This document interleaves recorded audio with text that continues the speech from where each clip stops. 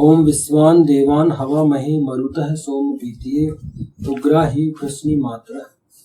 हम समस्त दिव्य कर्म करने वालों को आहूत करते हैं, सोमपान के लिए उग्र ही हैं, कृष्णि को मां मानने वाले। हम समस्त दिव्य कर्म करने वालों को आहूत करते हैं सोमपान के लिए। ईशान परब्रह्म परमात्मा सोमपान, प्रजनन कर्म, मैथुन कर्म और औषधियों के रसों के पान के लिए समस्त देवकर्म करने वालों को देवों को आहूत करता है। वेद की इस व्यवस्था को मानवीय दृष्टिकोण से सांप्रदायिक भावनाओं से ऊपर उठकर समझने की आवश्यकता है। पुरुष औरत संबंध, मैथुन कर्म, प्रजनन कर्म पर जब तक इंद्रियों को वश में करने वालों, सत्कर्म करने वालों, सुकृतों, देवकर्म करने वालों देवों की व्यवस्था लागू नहीं की जाएगी, औरतों पर होने वाले अत्याचार, बलात्कार को कदापि नहीं रोका जा सकता। यदि पुरुष अपने से संबंधित औरत के साथ सही व्यवहार नहीं करेगा, उसका यौन शोषण और अन्य प्रकार का शोषण और अत्याचार करेगा, तो उस औरत का जीवन भी नष्ट होगा और उससे उत्पन्न संतानों का जीवन भी नष्ट होगा। सारी सामाजिक बुराइयों और अपराधों की मुख्य जड़ यही है। कभी न कभी लोगों को इस विषय में सोचना होगा। मतलब ईशान कहता है, ईश्वर कहता है, परमपिता परमेश्वर, सोमपान, प्रजनन कर्म, मैथुन कर्म और औषधियों के रस के पान के लिए समस्त दिव्य कर्म करने वालों को देवों को आहूत करता है, आह्वान करता है। समस्त दिव्य कर्म करने वाले क्यों?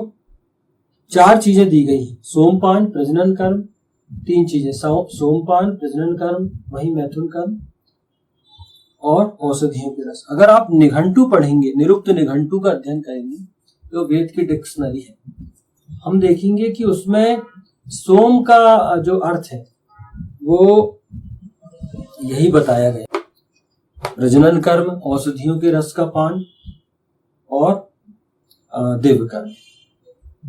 तो सोमपान करने वाले हुआ। तो सोम मतलब एक बहुत प्रचलित अर्थ आज के लिए जाता है कि शराब, मदिरा और नृत्य, अभिसार वगैरह, ये चीजें सोम से जुड़ गई। सोम रस की यदि बात आएगी तो उससे शराब लिया जाएगा, जबकि ऐसा नहीं है। क्योंकि यदि हम वेद की दृष्टिकोण से, वैदिक दृष्टिकोण से अध्ययन करें तो ये बहुत व्यापक है। ईशान कहता है कि औरत गमन का अधिकार ऐसे ही लोगों को और देवों को यहां आहूत करता है ईशान।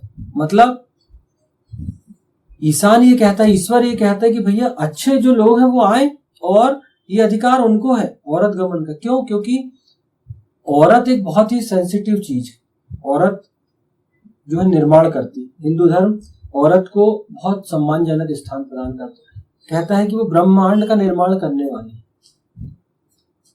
हे औरत, तुम ब्रह्मांड निर्माते हो। मतलब जैसे पृथ्वी और औरत को एक सा माना गया है, जैसे पृथ्वी जो है वो हमें धारण करती, मनुष्य को धारण करती, ऐसी औरत जो है वो अपने गर्भ में संतान को धारण करती और फिर उसको जन्म देती, उसे समाज के लिए उपयोगी बनाती है। इसी पृथ्वी का भी है कि पृथ्वी अपने अंदर अनाज है, बहुत सारे वनस्पतियां हैं, फल है, अनाज है, सब्जी, ये सब हम उस पर उत्पन्न करते हैं, फिर उसका जीवन में प्रयोग करते हैं, खनिज संपदा, सारी चीजें, और पूरा विश्व उससे लाभान्वित होता है। ऐसी औरत भी मनुष्य को धारण करती है और उसके बाद वो उसको जन्म देती है, और फिर वो जब जो संतानें आती हैं वो जीवन में आगे बढ़ते हैं, प्रयास करते हैं। तो यदि हम देखें कि यहाँ ईशान ने ऐसा क्यों बोला गया है, मानवीय दृष्टिकोण से देखें, हम मानवीय दृष्टिकोण से, तो हम देखेंगे कि जब तक दिव्य कर्म करने वाले, सत्कर्म करने वाले, सुकृत जो व्यक्ति हैं वो आगे नहीं आएंगे, इस समाज का भला नहीं हो सकता। आप इसको मानवीय दृष्टिकोण से देखो। हिंदू धर्म कहता है, वेद कहता है, इन ईशान के इस आदेश को हमको मानवीय दृष्टिकोण से देखना, ना कि सांप्रदायिक दृष्टिकोण से। जो दुष्ट है, अगर कोई दुष्ट विवाह करेगा किसी औरत से, तो ना वो उसको सम्मान दे पाएगा, न कभी वो उसको वो उसका जीवन स्तर उठा पाएगा। अच्छा, और ना कभी आने वाली संतानों को भी कुछ दे पाएगा। लेकिन जो सत्पुरुष हैं, ईशान उनको प्रशिक्षित करके, वेद कहता है कि आप प्रशिक्षण प्राप्त करके इस क्षेत्र में उतरिए, क्योंकि औरत जो है वो भोग की वस्तु नहीं। तो आपको औरत को पूरा मान सम्मान देना होगा। यदि आप औरत को सम्मान नहीं दोगे तो ये कैसे एक श्रेष्ठ समाज की रचना होगी। तो ईशान कहता है, वेद कहता है कि भैया आपको विवाह जो है वो सत्कर्म करने वाले जो है वो लोग आगे आए, सुकृत लोग आगे आए, ये लोग औरत गमन करें। क्योंकि जो सुकृत होंगे, सुंदर कर्म करने वाले होंगे, वो उनके दिमाग में, उनके मस्तिष्क में सारी चीजें स्पष्ट होंगी कि औरत से हमको कैसा व्यवहार करना है। औरत, देखो, औरत हिंदू धर्म की दृष्टि में भोग सामग्री नहीं, वेद की दृष्टि में औरत, ईशान औरत को बहुत बड़ा महत्व देता है। औरत की भूमिका जो है वो ब्रह्मांड का निर्माण करने वाली है, परिवार का पालन पोषण करने वाली है, संतानों का निर्माण करने वाली है, संतानों को वो आने वाले भविष्य के लिए तैयार करती है। जो हर पल जो समय आ रहा है, जो भविष्य सृष्टि चल रही है, आने वाला जो समय रहता है, तो अच्छे लोगों की जरूरत तो पड़ती है ना, उनका निर्माण कौन करेगा। तो जो औरत है वो निर्माण की, एक प्रकार से हम बोले कि पाठशाला है, क्योंकि वो जो है वो निर्माण करती है। लेकिन वो निर्माण तभी करेगी ना जब उसको उचित सम्मान मिले। तो ईशान ने कहा है, वेद ने कहा है कि आप ऐसे पुरुष जो सत्कर्म करने वाले हो, दिव्यकर्म करने वाले हो, वो उन्हें यहाँ आहूत करते हैं कि भैया आप आओ और आप औरत गमन करो। ऐसे लोगों को ईशान कहते हैं कि आपको आना है, विवाह करना है और जो सब औरतों को सही स्थान देना है। क्योंकि आप गलत तरीके से, जो लोग औरत को भोग सामग्री समझते हैं, यौन शोषण हो रहा है उनका, उनको सिर्फ एक उपभोग की वस्तु के रूप में इस्तेमाल करते, तो वो ईशान कहता है वो सही नहीं। क्योंकि उससे क्या हो रहा है, उससे वो स्थापित नहीं हो पाएगी ना, और जब वो स्थापित ही नहीं हो पाएगी तो वो क्या आपकी संतानों को का जीवन बनाएगी, क्योंकि वो खुद अपने में टेंशन में रहेगी। इसलिए ऐसे दुष्टों पर वेद नकेल कसता है। वेद कहते हैं कि ऐसे दुष्टों को ये सब नहीं करना चाहिए। और समाज में भी हम देखते हैं तो दुष्ट जन है, उनको कौन अपनी लड़की ब्याहता है, कौन अपनी बहन ब्याहता है। ऐसे जो दुष्ट प्रकृति के लोग हैं, समाज में भी यही सब चीजें प्रचलित है, दुनिया में भी यही दुनियादारी आचार विचार यही प्रचलित है दुनिया में, कि आज हम अपने परिवार में अपनी बहन के लिए, बेटी के लिए अगर हम वर की खोज करते हैं तो हम देखेंगे कि भैया वो क्या करता है, परिवार कैसा है, उसके चरित्र कैसा है, कोई पीता तो नहीं, खाता तो नहीं, कोई जुआ तो नहीं खेलता, कोई गलत कामों में तो लिप्त नहीं रहता। हम पूरी खोजबीन करते हैं और हम जब देख लेते हैं कि वो हमारे पैमाने पर खरा उतरा तो हम बिल्कुल डन कर देते हैं। और अगर हम कहीं कुछ सुन लें कि अरे पीता है या वो जुआ हुआ खेल रहा है लड़का, या कोई किसी उसमें ग्रस्त है, तो हम ऐसी जगह कोशिश करते हैं कि विवाह ना करें। तो यही तो पहले ही इस बात को कहता है, क्योंकि उसके पीछे बहुत गहरी चीजें हैं कि जब एक नए संतान का जन्म होता है, एक नया परिवार बनता है, जैसे दंपत्ति है, यहाँ पर कहा गया है कि दाम्पत्य कर्म भी यहाँ उद्बोधित किया गया। मैथुन कर्म की अपेक्षा हिंदू धर्म जो है वो दाम्पत्य कर्म कहता है। क्यों? क्योंकि पति पत्नी को इकाई मानता है, पति पत्नी के जो रिलेशन है वो बहुत पवित्र चीज है हिंदू धर्म में। तो उस चीज को पवित्रता से जोड़ दिया गया, दाम्पत्य कर्म। क्योंकि आप जब ये सब करेंगे तो एक अच्छे परिवार का निर्माण होगा। जब औरत को आप सम्मान देंगे, औरत खुश रहेगी तो वो परिवार में खुशियां लेकर आएगी। संतान होंगी तो वो संतानों को बहुत अच्छे से आगे के लिए तैयार करेगी। तो ये चीजें हैं। तो ईशान इसके लिए मुख्य तौर पर पुरुष को संबोधित करता है कि उसको ये विशेषताएं जो है, दिव्य कर्म करने वाली, देवताओं की विशेषताएं अपने अंदर लानी, उसको दिव्य कर्म करने वाला बनना,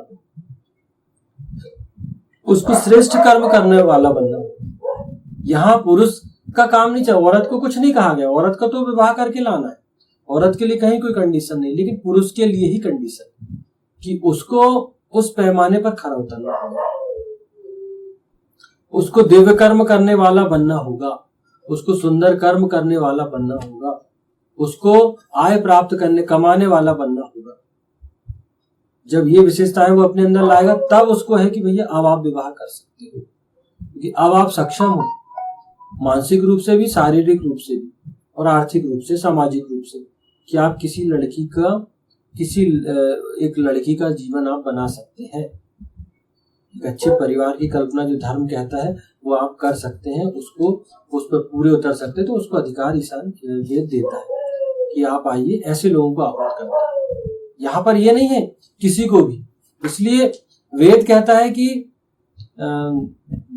है कि दाम्पत्य कर्म, प्रजनन कर्म, विवाह एक प्रशिक्षण सिद्ध अधिकार, जन्म सिद्ध अधिकार नहीं मानता वेद इसको, प्रशिक्षण सिद्ध अधिकार। आपको प्रशिक्षण लेना पड़ेगा, आपको सत्य मार्ग पर चलने का प्रशिक्षण लेना पड़ेगा, आपको समाज में कैसे आपको गृहस्थ के लिए तैयार होना है, गृहस्थ आश्रम के लिए, उसके लिए आपको पहले प्रशिक्षण लेना होगा, उसके बाद ही आप ये काम कर सकते हैं।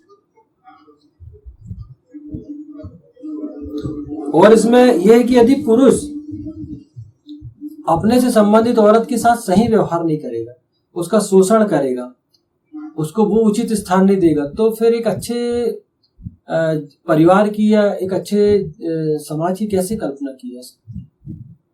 आपसे संबंधित औरत है, आपकी पत्नी है, माँ है, बहन, यहाँ पत्नी को संबोधित किया है, आपको उसको सम्मान तो देना पड़ेगा, क्योंकि वो आपकी अर्धांगिनी से है, आप उसको विवाह करके लाए हो, तो उसको तो वह स्थान देना ही पड़ेगा आपको जिस स्थान की वो हकदार, उसको सम्मान आपको करना पड़ेगा, उसको बताना पड़ेगा आपको कि अपन जो कर रहे हैं वो बहुत पवित्र कर रहे हैं, तब